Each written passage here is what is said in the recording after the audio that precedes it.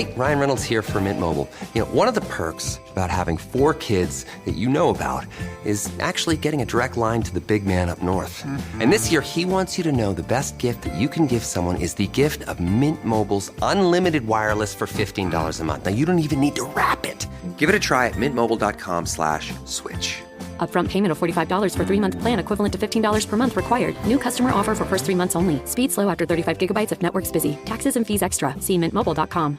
And now, a next-level moment from AT&T Business. Say you've sent out a gigantic shipment of pillows, and they need to be there in time for International Sleep Day. You've got AT&T 5G, so you're fully confident. But the vendor isn't responding, and International Sleep Day is tomorrow. Luckily, AT&T 5G lets you deal with any issues with ease, so the pillows will get delivered and everyone can sleep soundly, especially you. AT&T 5G requires a compatible plan and device. Coverage not available everywhere. Learn more at att.com/5G network.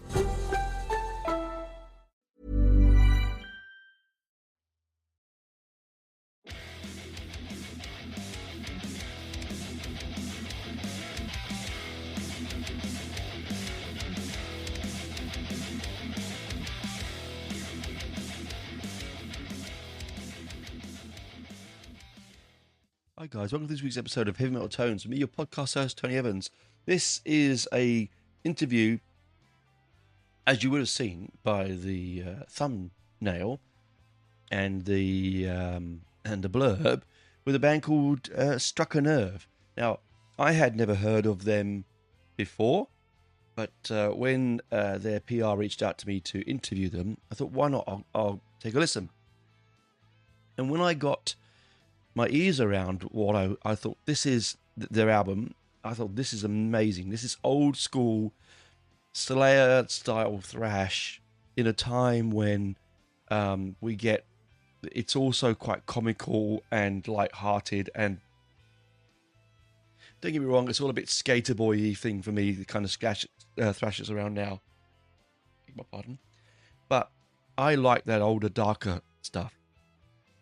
There's a place for that other stuff, of course there is, but I really like this sort of more punk-orientated Venom sort of esque kind of thrash bands like Sodom and Slayer and things like that, and Testament and so on. So when I heard this album, I thought, great, I'll have a listen to it. Now, as I said, they're a band I'd never heard of, but was really quite blown away by them. They're a British band, and they're made up of several musicians that have been in previous other bands around the country. This is their first full-length album, and it is a self-titled album, right? Which is often the way. I think it's actually really it shows who they are by doing things like that. You know what I mean? You're about to hear a relatively shorter interview. I think it's about 36 minutes with one of the members of the band, one of the fantastic, brilliant members of the band. It was with Aarran Tucker, bass player and vocals, and what vocals they are. So, I don't know where that come from. I think I'm just really tired. I started a new job recently, which takes me a little bit away out of my routine while I'm training. So I don't know where I am sometimes at this this last few weeks.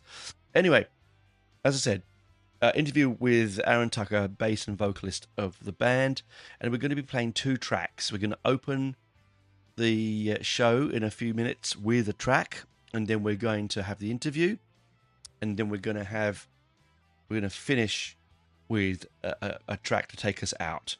Okay.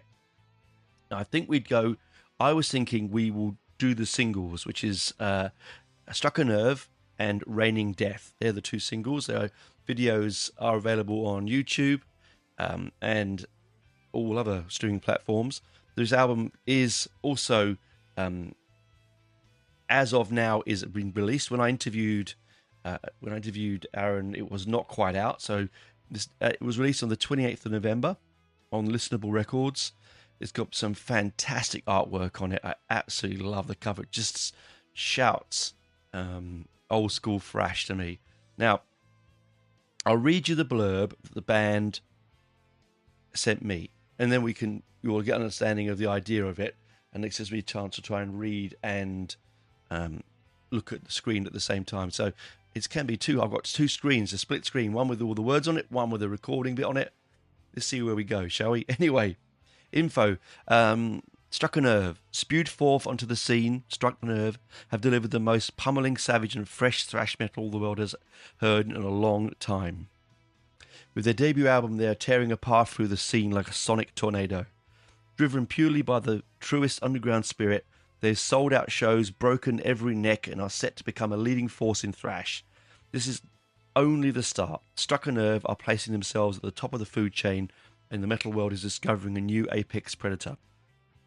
Drawing on a hardcore and brutal thrash background, including likes of Sodom, Demolition, Hammer, Power Trip, Enforced, and Slayer, this all-star thrash band have the opportunity to show their pedigree with a 9-track powered-packed modern classic. Struck a Nerve's Nathan Sand comments that their new self-titled album debut by making the album eponymous, we are aiming to make a statement of intent. Struck a Nerve are aiming to be the most aggressive and intense thrash band in the UK has ever produced, and this is how we mean to move forward, no compromise.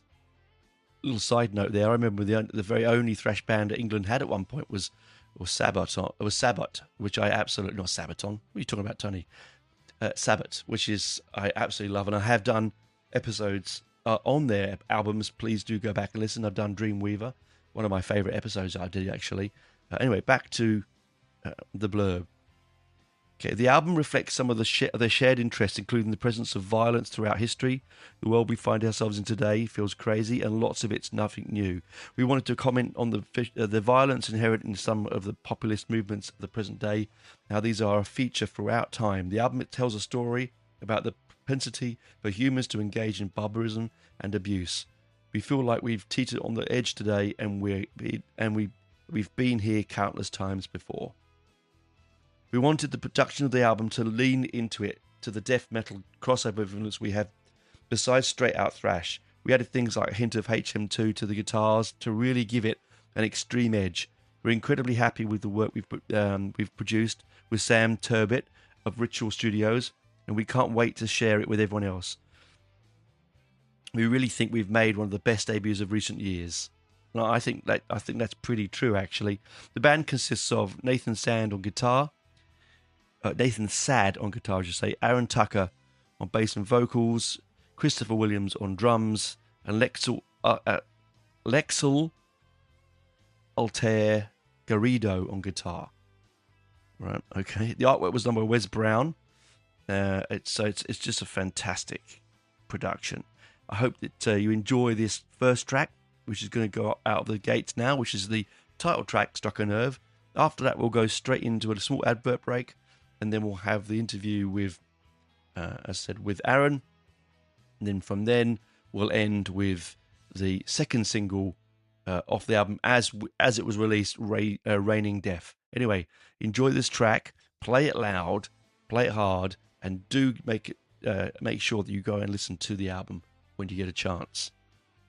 Take it away, lads. Play it fast, play it hard. Here it is, Struck a Nerve with Struck a Nerve.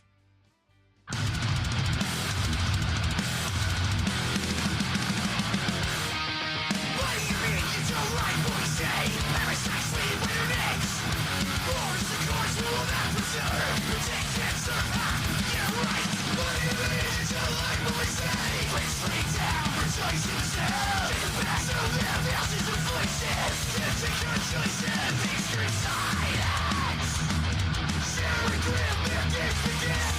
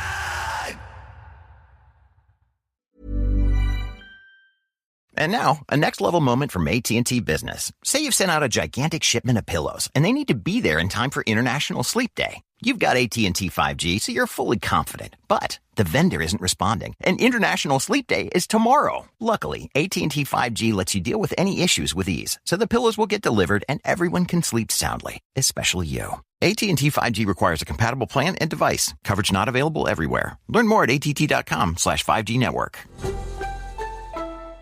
Hey, Ryan Reynolds here. Wishing you a very happy half-off holiday because right now Mint Mobile is offering you the gift of 50% off unlimited. To be clear, that's half price, not half the service. And Mint is still premium unlimited wireless for a great price. So that means a half day. Yeah? Give it a try at mintmobile.com/switch. Upfront payment of $45 for 3-month plan, equivalent to $15 per month required. New customer offer for first 3 months only. Speed slow after 35 gigabytes if network's busy. Taxes and fees extra. See mintmobile.com. At GEHA, we stand behind our members because we were founded by members. We're not focused on Wall Street. We're focused on Main Street. So we've built dental plans with 100% coverage for in-network preventive care, with access to a nationwide network of nearly 600,000 provider locations. GEHA is proud to offer dental plans exclusively for federal employees, federal retirees, and military retirees. Visit GEHA.com to learn more.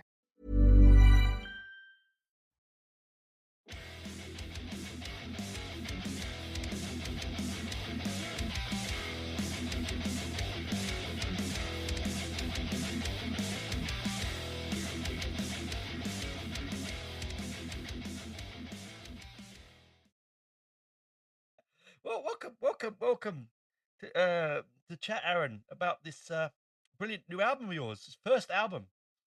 First album, man. Drucker. First album with this project, yeah. Yeah, of course. Yeah. I mean, you've been in around the blocks a bit yourself, so this is your latest project, Yeah. which I've just been enjoying. I have to say, I've just Good, been man. playing it for the last hour or so, and then played it again yesterday and again this morning. So it's one of those albums that it's an old form of thrash, I reckon. Like it's slightly old school, but I love it.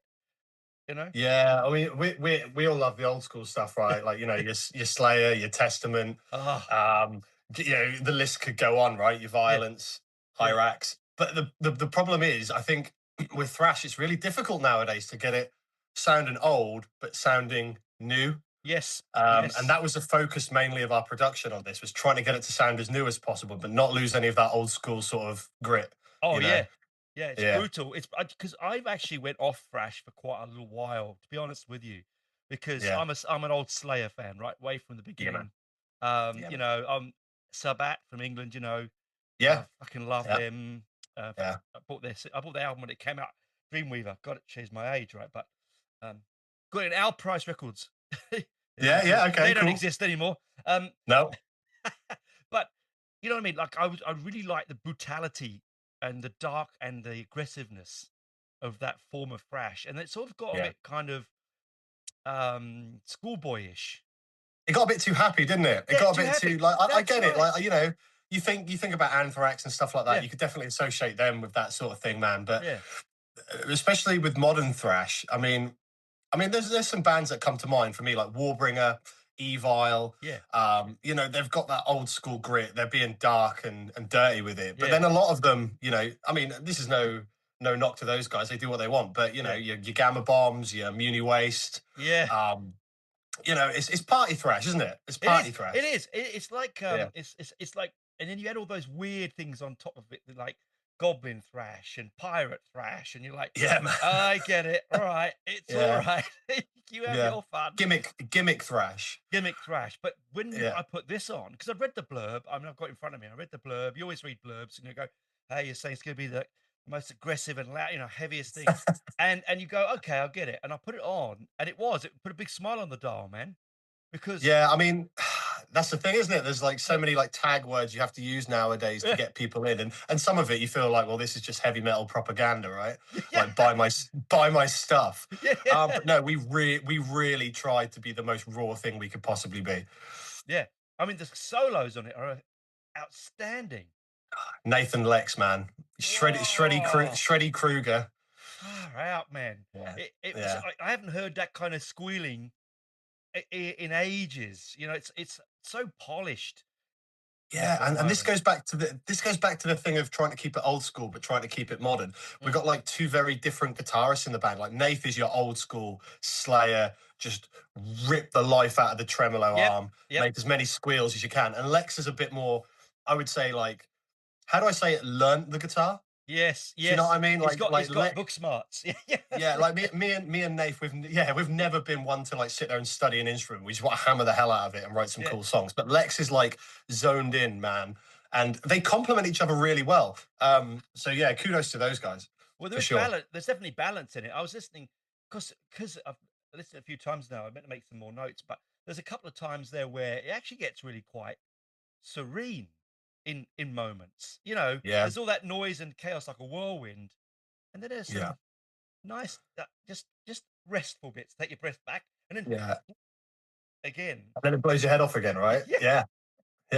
That's Nath, actually, believe it or not. Like the one who's like old school squeals all over the place. He's really good at finding these little pockets to put like, oh well, you know, how does the song make you feel? What are the lyrics about? And then he'll find like this pocket to maybe put like this little note in the background or something like that. And you go, oh yeah, man. I get it. And I had that moment. I was like, it's just because there was also, again, with modern thrash, is there's no moments to give you that light and shade. Like if you put on something like, I mean, a classic like Rain of Blood, for instance, it's crazy, but there are moments where at least where you go, oh, I could just take a rest for a second. Oh, I'm back. You can have a breather, right? Yeah.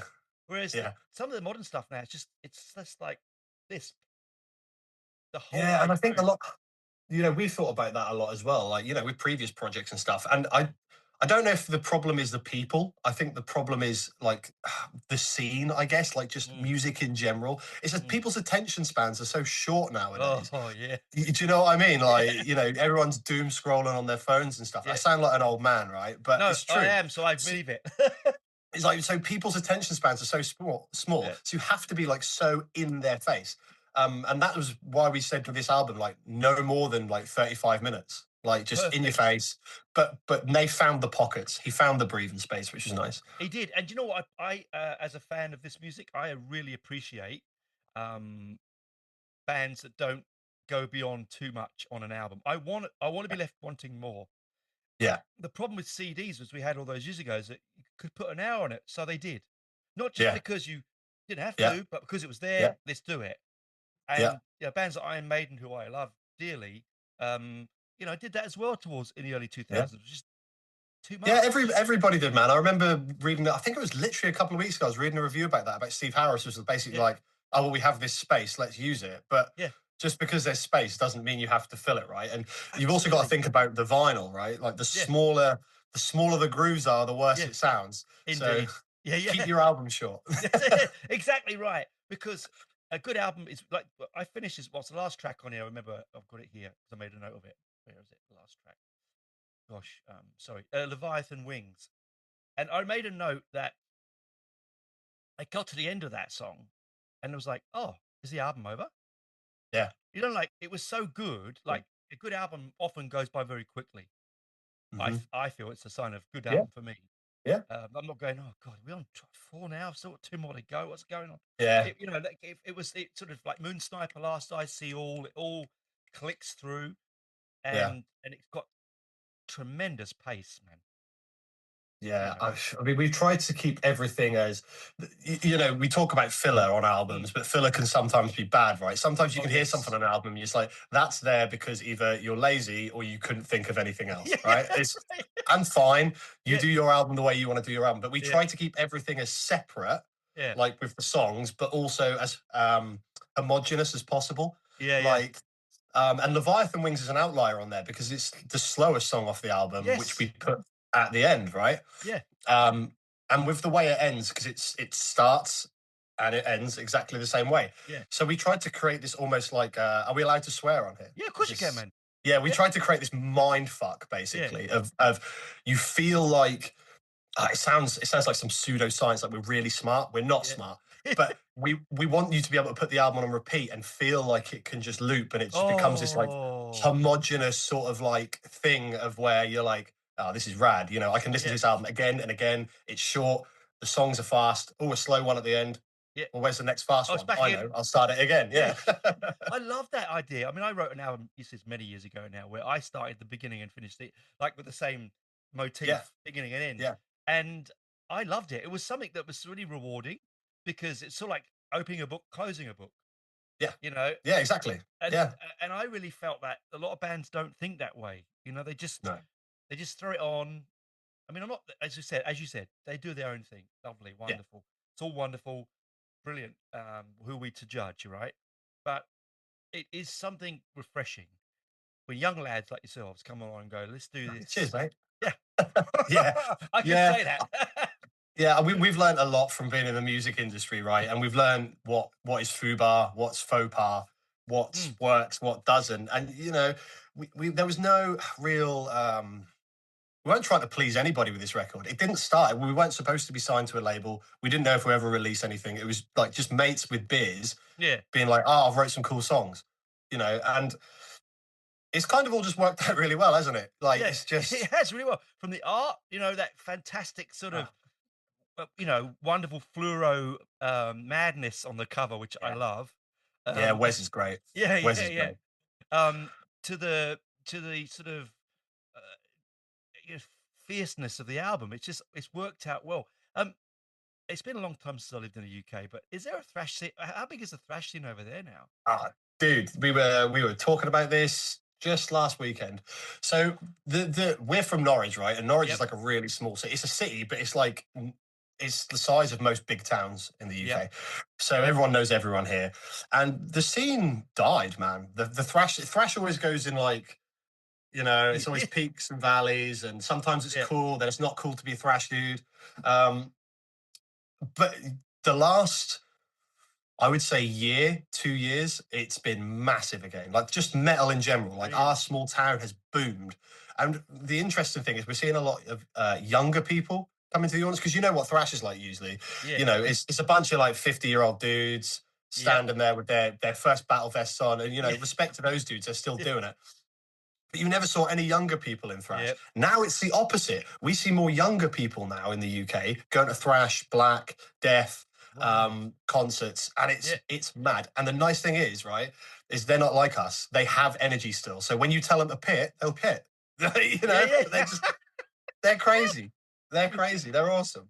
I love that, you know, because same over here in Australia. I mean, I lived here for nearly 30 years now, and the scene when I got here was diabolical. Yeah, nothing. And now you can't move in the cities in this country for the quality of metal here. And I'm really loving it that it's growing again back around the world. It's not, you know, it's no longer an embarrassment. To, you know, it's no longer not cool, man. Cool. Never thought that's cool. It. Hippity hop. You know, but you know, I mean, like there was a point there back in the early 90s, but it was just dull. I mean, late 90s was when Nath got into metal, and Nath will quite happily tell you a story. And he started out as a new metal kid, you know, solos weren't cool, man. And then he found out who Slayer was, and you know, changes your life. Right? It changes your life, man. But it's great. I mean, you guys have got some great bands over there. You know, you've got Hidden Intent, you've got Harlot. Brilliant. We're actually touring with Harlot next year. Good guys. They're really nice guys, man. Aussie guys, man. Yeah. No doubt they'll be down to party. So. They definitely will be. And they have so much energy. Yeah, so we can't wait for that. Can't wait to do Europe with those guys. Oh, fantastic. Yeah, hey, I only chat to the Hidden Intent boys most of the time. So they're good guys. I mean, it's the other side of the country for me, but you know, it's just a phone call away, right? So easy, right? When your country's so big, you're not exactly gonna, you know, just hop on a bus. Bloody massive. That's right. I mean, I live in the capital, which is 3 hours away from any major, really big gig. So I have to get my coach or drive. Yeah. You know, little rural town, even though it's the capital, it's still quite rural. So we have to drive to Sydney or Melbourne, which is fine, man. I do it. That's what metal's about, though. We do that, don't we? I mean, and especially especially thrash, man. Like it's still pretty underground, right? Nothing screams thrash more than being in a like dirty bus with like a tinny in your hand, absolutely wasted. Trying to work out where you were the night before. Exactly. I mean, again, the music you make is so energetic. Like, it's great for live. I can imagine live is going to be wrecked, man. My neck will be wrecked. Oh, The live shows have been killer. Oh man, the live shows have been amazing. Like I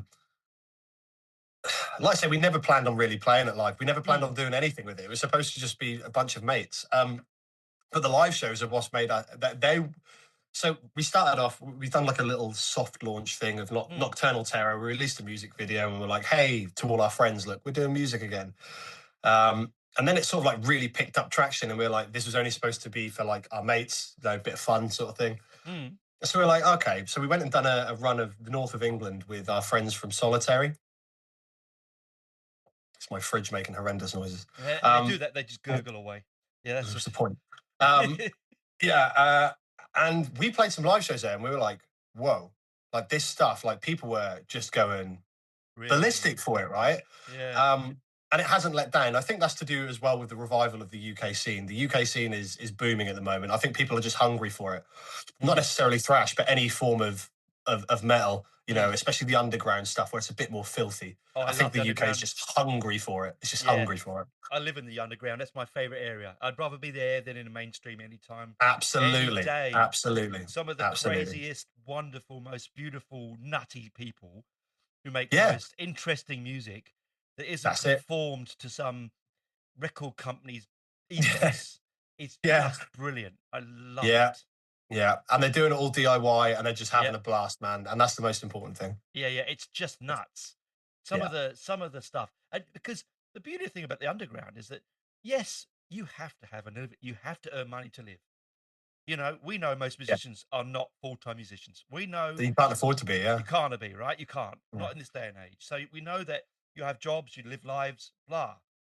But that's what makes the underground scene so great, because you're not worried about, shit, is this album going to keep my mortgage being paid? You know, like, you just go, fuck, I can do and say what I want in any way I want. And I create the art I want. And I don't care. And it's so refreshing as well. Like coming from the bigger projects we did before, you know, I left that, Chris has now left that, the drummer. So coming from those bigger projects and moving to something where it's your own thing to mold, and there's no record label breathing down your neck. You're not worried about, how many albums are we going to sell or anything like that. It's just you're doing it for the love of music. I think with the last albums we did before, we tried too hard to be something we weren't, and maybe pushed us all out of our comfort zone. So with this one, we said, if it's not fun, we're not doing it. If it's not us, we're not doing it. And basically everybody do what you want. And it's turned out to be far more fruitful than anything we've done previous. So just tells you what you need to know, right? Underground is the way. It's where it is, man. It's where it is. And and I know that, you know, there are people who, and don't get me wrong, I want for you, as a lover of your music, I want you to be rich, famous, and doing everything. Oh yeah, I'd love to not suck up to the man anymore. No, and that's true. Yeah. I desperately would love that for you all to be yeah, man, let's do a Keith Moon, right? I'd love you to do all that. Yeah. But we know that isn't, you know, hopefully one day, just cross our fingers and toes, that, you know, you hit that moment. But for the chances though. Yeah, they're very small. But for the moment, you're making real music, and you're not real music, real music. And I think that's more important than anything, man, you know? Absolutely, man. Like you think about it, you think Megadeth before they were signed, right? He had that anger, he had that freshness, he was underground, you know? Yes. Killing Is My Business. You listen to some of the riffs on that album, and they're raw as fuck, man. Yeah. And they're great. You think about Kill 'Em All, you know, they wrote those songs before they even had a record label. Yep. You look at all these big bands and you go back. It's not to say that they're all sellouts. Some of them are, some of them aren't. Definitely. Whatever, you know. If I had the option to earn £1 million, I'd have to contemplate it myself. Well, do you know what? Yes. You would, right? You would. But like, you sit there and you go, underground is where it's at. And that's the one thing we want it to be, as underground as possible, as dirty, as grimy. And we've achieved it, I think. Yeah, you have, but it's a strange dichotomy, your album, because it's where it's dirty, grimy, and underground, but it's also produced so well that it sounds like a really well made studio album. Yeah, you know what I mean. We have the real I know exactly what you mean, and you're not the only person that said that. It's like, it's weird. It's like old but new. Yes, and. Yeah, Sam Turbett, our producer, he's becoming sort of like the go-to guy for like extreme stuff in the UK, and Right. he's really good. He works with guys like Unfathomable Ruination. He done the last Shrapnel records. Oh, yeah. So, but we had to. It was his idea actually. When we listened to the album, we were like, "It's really, really good. It's really nice. It's great." And he goes, "Yeah, but it's not dirty enough." We're like, "Okay, what do you have in mind?" And it was him. It was his idea to take the like, because me and Nath especially, we're big death metal fans, like big Swedish death metal fans as well, and like the Florida scene and stuff. Yeah. So the producer was like, "You guys like this? Let's get the Boss HM2 pedal, like the pedal where you just don't care about any." Yeah, I read about yeah. that in the notes, and I'm thinking, Yeah. I think I haven't heard of that pedal in years. Yeah. He's like, you know, that sort of pedal where you don't care about sound or anything. You just turn everything up to 10, turn it on and just hit. And he was like, let's put that under every single guitar track, just a little bit. And that's what sort of gives it that chainsaw sort of like dirty sound. And kudos to him, man. He's got such a good ear for music. Such a good ear. Yeah, honestly, well, keep hold of him, because if you can make an album as polished as that, but still as dirty as that, then that is a real art form. Because I don't want to give him too much kudos though, because I don't want him to put up his prices. Yeah, that's true. Yeah. I'll cut this bit out. No, yeah. Sam's great. Yeah. The thing about that is, though, on the same respect, is that what makes a lot of that sort of early mid-2000 metal so dull to me is that it is so overproduced.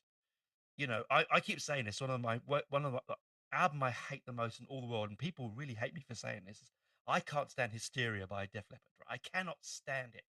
It's too clean. It's like it's crystal. It's crystal. It's overproduced. It's just saccharine. It's coming from a band that, man, On Through the Night, brilliant album, and then and then Pyromania, brilliant album. And that's what I worry, that one day that's where we're all going to end up. Nah, this sort of horrible, overproduced nonsense. I think to a certain extent, because we're in such a digital age now. And I mean, the Angel Ripper from Sodom, their last album, The Arsonist, was recorded pure analog. Oh, yes. You know, mic up a cab and stuff. Yeah. And he was like, yeah, it sounds amazing. It sounds really organic. It's really grimy. But it took us 3 times longer to record, and it cost us nearly 10 times as much. Isn't it ridiculous? And you look at, and you look at, I'd love to do that. And I remember doing that back in the day, micing up a cab and stuff. Yeah. But you just can't afford it nowadays, especially when you're in the underground scene. So I think there's going to be that little bit of polishness is always going to be there, because we're using digital stuff, right? Yeah. But it's up to the producer and the bands then to really, work at it and hone their sound, rather than just being like, well, that's it. That's how it is. You can always tweak something a little bit, man. You can always tweak it a little bit. Imagine Hysteria with a HM2 on it. Oh, I'd go back and do that one. Be great. Probably make it a lot better than it is now. I'm gonna get crucified for that. Do you know how many people would get? Anyway, that's all right. Say it, the media, the world. As soon as you say something in the open world these days, you just get. Yeah, fuck them. It's fuck them, exactly. Like I made fuck them. I made a disparaging remark about Ghost recently, and oh god. Oh, do you not like Ghost? Do you know what? I got a soft spot for them. Look, early Ghost. Oh, the first 2-3 albums. Yes. Yeah. Okay. Them. That. What was it? What was the one with rats on it? With the Rats. That is Rats. That's the last good album, I think. See, I didn't like that one too much. Yeah, I liked the ones before that. Yeah, the eponymous one, brilliant. Dude. Because it was reminding me of all that. It was just so camp, but so Blue Oyster Cult. It gave me Candlemass vibes with a hint of ABBA. Yeah, that's it. And sort of it's like weird. Candlemass ABBA. Yeah, they sort of went weird. They went too weird. They went too soft for me, and I don't mean it. Good luck to them. Yeah, I love it. You love it. You love it. Great. All for you. But I was like, I said one thing and online, and it was like, oh, pile on me. Yeah. Don't worry about it, man. Like, it's like, what the hell? Fuck them. Fuck them. Candlemass. I've got a great story about Candlemass. I saw Candlemass at the. It was with Cathedral. Nice. Oh, Lee Dorian, man. Yeah, I love Cathedral. Lovely guy. Love Cathedral. Yeah, and it was also St. Vitus, and it was at Tufnell Park Dome in North London. Yeah. I had no idea who any of these 3 bands were. I was just given a ticket by a mate of mine. He said, "You like a bit of Doom? Come to this." Blew my fucking mind. It was and I bought Dude. Messiah McCollin a beer. He was at Yeah. the bar, and I'm like, here. And he goes, oh, God. Yeah, I'm sure he loved that, man. I'm sure he loved that. Massive man. Like, He's huge, dude. He's huge. It's weird you should talk about Candlemas, not Candlemas, Cathedral though, because I've been in such a cathedral binge the last month, like literally going right, back to Forest of Equilibrium. I love all that the way album. up to, I can't remember that last one. Was it Last Spires or something? Yes, the Last album they Spires. did? Yes, That's it. A great album. Yeah, It's for me. I think Garden of Earthly Delights is still like top for me. But what's the album? I was showing my partner it, and my stepson, he's now sort of getting into metal and like Black Sabbath. He loves his doom stuff, like he loves Sleep, Sabbath, or Church of Misery, that sort of stuff. I was like, you've got to check out Candlemas. I was like, Lee Dorian can't sing for shit. No, but it's just amazing, right? What's the album with Ultra Earth on it? The purple and gold sort of bronze one. Yes. Oh God, it's just got the Candlemas logo on the front, hasn't it? Yeah, I shoot him that, and he's just like, yeah, what? Yeah. I'm age now. I can't remember. Too old. I'm getting too old to remember these things. But I tell you what, if you liked a bit of doom, get them onto Australian doom band Witch Skull. They're from our local town here. Witch Skull. That's easy to remember as well, man. Absolutely fucking brilliant. Yeah. Yeah. How many albums they got? About 4, I think. Oh, nice. Rightly. Yeah. They're sort of sludgy. Nice. Sort of stonery. Yeah. But fuck, they are such nice guys and brilliant musicians. 3 old dudes. Yeah, I'll check them out, man. I'll check them out. Me and Nath are like musical sponges. We're always checking out new music. Yeah. So yeah, I'll definitely check them out. And if they're good, I'll send them to him, and no doubt he'll be like, mate, you should. Yeah. Like, honestly, the Canberra band, they come from the ashes of another Canberra band, Armored Angel, and so like they sort of formed this doom thing. And I honestly, when Sabbath were here that time years ago, I was like, why aren't you opening for this Sabbath? You need a doom band to open for Sabbath, and they got some crappy band to open for Sabbath. It was like, what? Money. That's probably why. On the label, Yeah. right? Yeah. Exactly. Yeah. Exactly. Right. So hopefully one day you might come and tour here. I mean, that would be great. We've always wanted to do. So Europe's accessible for us, and it's easy, and it's nice, just there's an amazing metal scene over there.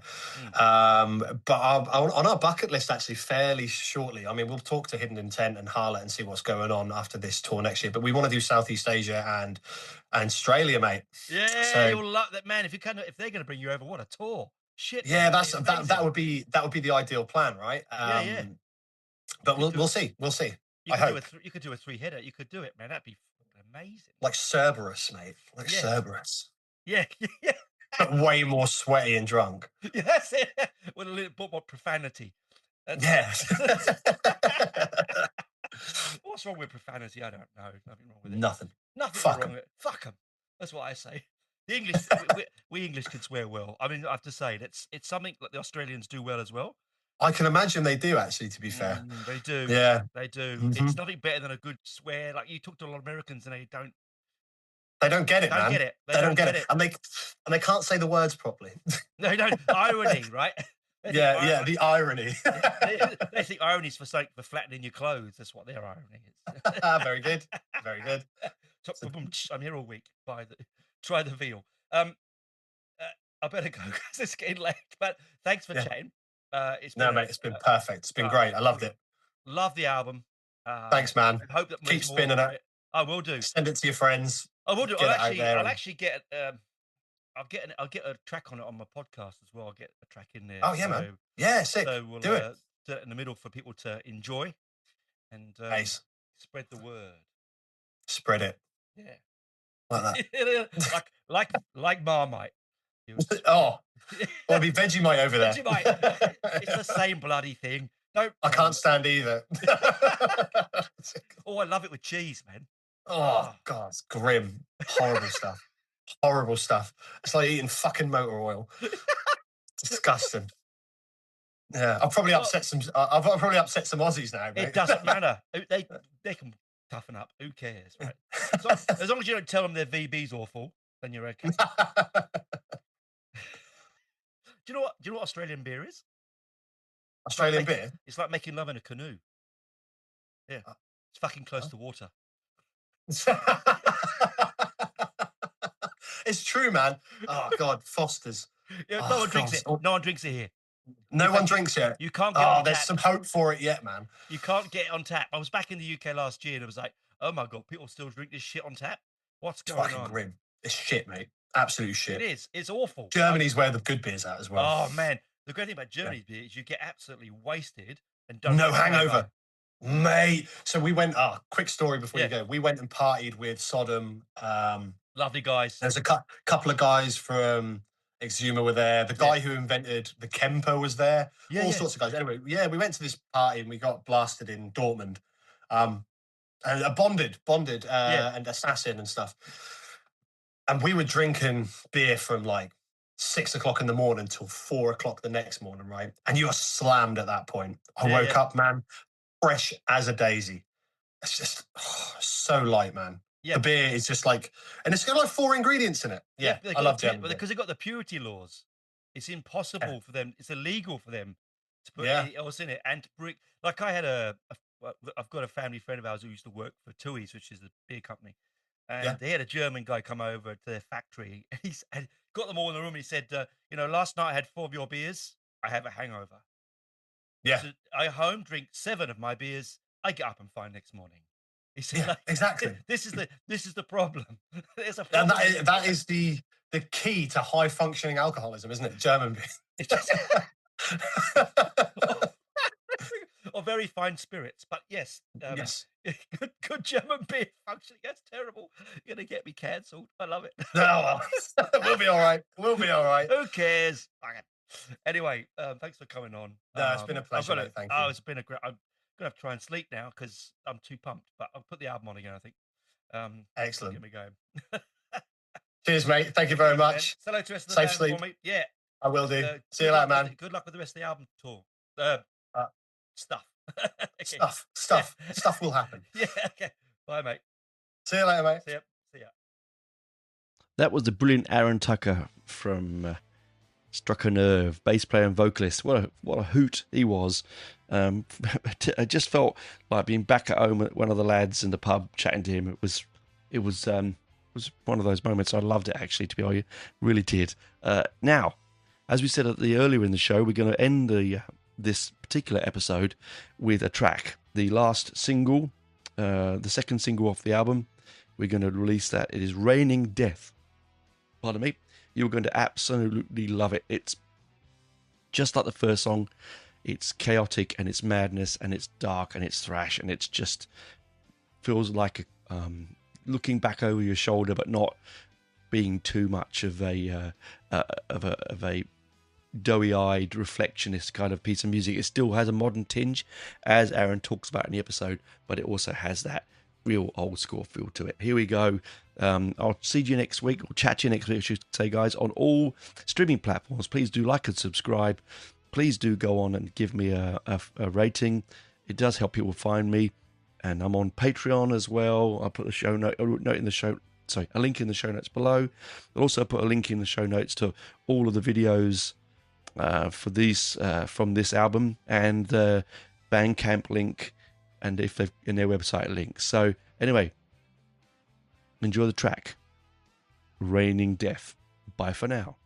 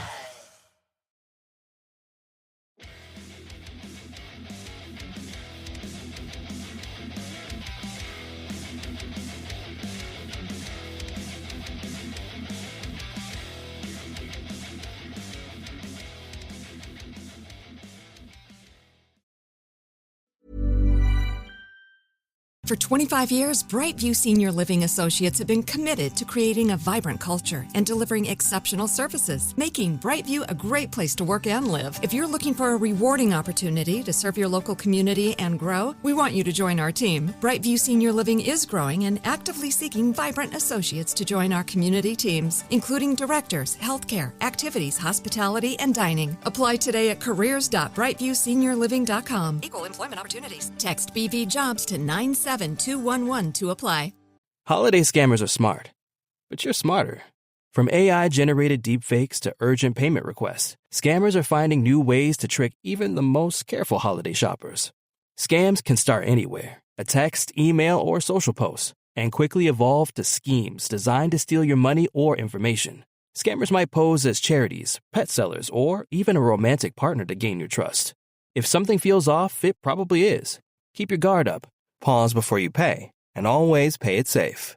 Protect yourself by using strong passwords and turning on two-factor authentication. Check messages only through official channels and be cautious with unexpected or urgent requests. If you spot suspicious activity, contact verified support. This holiday season, the Financial Technology Association, in partnership with Cash App, PayPal, and Venmo, want to help you stay one step ahead. For more tips, visit smarterthanscams.org. Scammers lie, you verify. G'day USA, it's Tony here from the Tony and Ryan podcast. My best mate and I, we make a podcast together every day, daily laughs, but you don't have to take our word for it. Ali listens to the show from North Carolina. Why should other people in the US listen to this podcast? They're just going to make you laugh your ass off and make you be a better person, start your day off better, end your day off better. Whenever you listen to the podcast, you're just going to fall in love. Oh, well, no one's ever said anything that nice before, so I love it. I love it too. Listen to Tony and Ryan.